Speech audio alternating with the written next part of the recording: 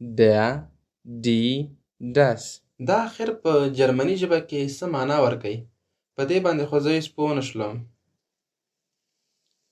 سلامونه، یو ځل بیا ښه راغلاست.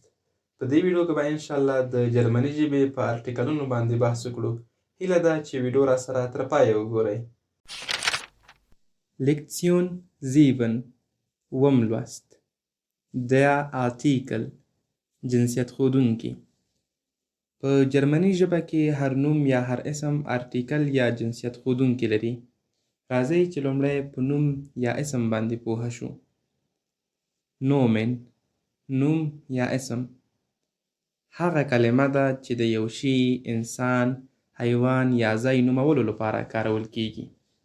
لکه سړی، کتاب، کور، ښار او داسې نور. ګرانو لیدونکو، د یادونې وړ ده چې نومونه یا اسمونه که په جملو کې د جملې په سر کې وي، که په آخر کې وي یا په وسط کې وي، لومړی توری په غټ توري باندې لیکل کیږي. په جرمني ژبه کې موږ او تاسې 3 دانې ارټیکله لرو چې عبارت دي له der, die, das. لومړی der په جرمني ژبه کې د مسکولین یا د نارینه یا مذکر ارټیکل دی. لکه der Mann سړی، der Computer کمپیوټر. دوهم die په جرمني ژبه کې د فیمینن یا د مؤنث یا ښځینه ارټیکل دی. لکه die Frau ښځه، die Uhr ساعت، die Polizei پولیس. دریم das په جرمني ژبه کې د نویتخال یا مخنث یا خنثی ارټیکل دی. لکه das Kind ماشوم، das Zimmer اتاق، das Auto موټر.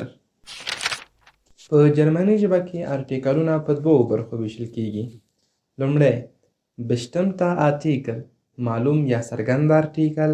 دوهم unbestimmter Artikel نامعلومه یا ناڅرګنده ارټیکل. راځئ چې لومړی په bestimmter Artikel باندې ځان پوه کړو.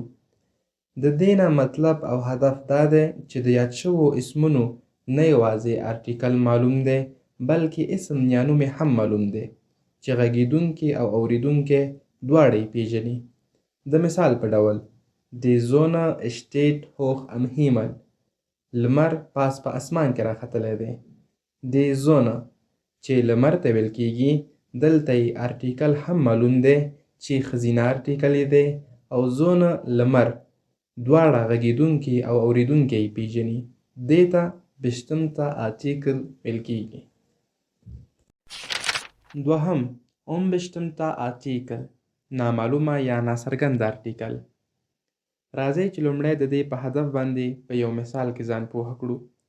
د مثال په ډول که چیرته یو ماشوم په ژړا کور ته راشي چې زه بهر یو سړی ووهلم، د ماشوم پلار پوښتنه وکړي چې کوم سړي. ماشوم ورته ووایي چې یو سړي. د ماشوم پلار به حق پک پاتې شي چې کوم سړي، سړي خو ډیر دي.